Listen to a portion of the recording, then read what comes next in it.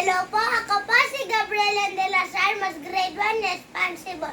Ito po ang aking performance task sa math.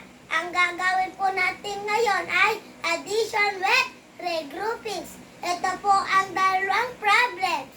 Number 1, 792 plus 488. Number 2, 276 plus 589.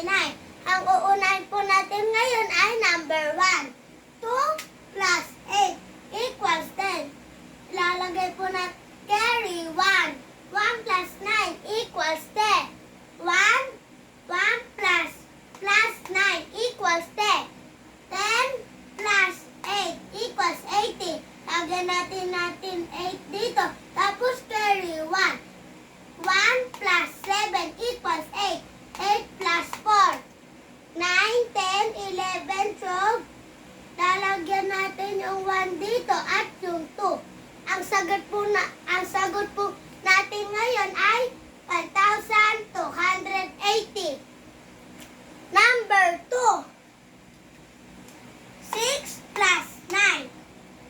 10, 11, 12, 13, 14, 15. Lagyan po natin yung 5 dito. Carry 1.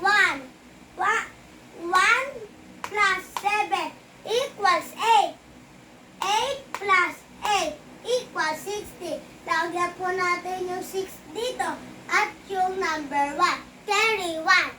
1 plus 2 equals 3.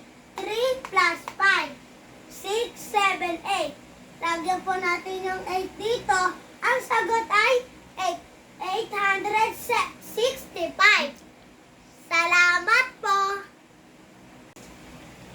Hello po, ako po si Gabriela de las Almas, grade 1 responsible. Ito po ang aking performance task sa math.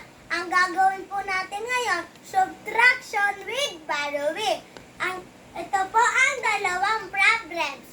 Number 1, 453 minus 260. Number 2, 445 minus 163. Ang uunahin po natin ngayon ay number 1. 3 minus 0 equals 3. 5 minus 6. Can be or cannot be? Siyempre, cannot be. Harap po tayo sa katabi. Pati ito, magiging 3 siya. At ito, magiging 15. 14, 13, 12, 11, 10, 9. Ang sagot, ito po, nalalagay sa 9. 3 minus 2 equals 1. Ang sagot po natin ngayon ay 193. Ang sunod naman natin ay number 2. 5 minus 3 equals 2. 4 minus 6. Cannot be or can be? Siyempre, cannot be. Harap po tayo dito sa katabi. Magiging 3 siya. Yung ito magiging 14. 13, 12, 11, 10, 9, 8. Lagyan po natin yung 8 dito. 3 minus 1 equals 2. Ang sagot po natin ngayon ay 282. Salamat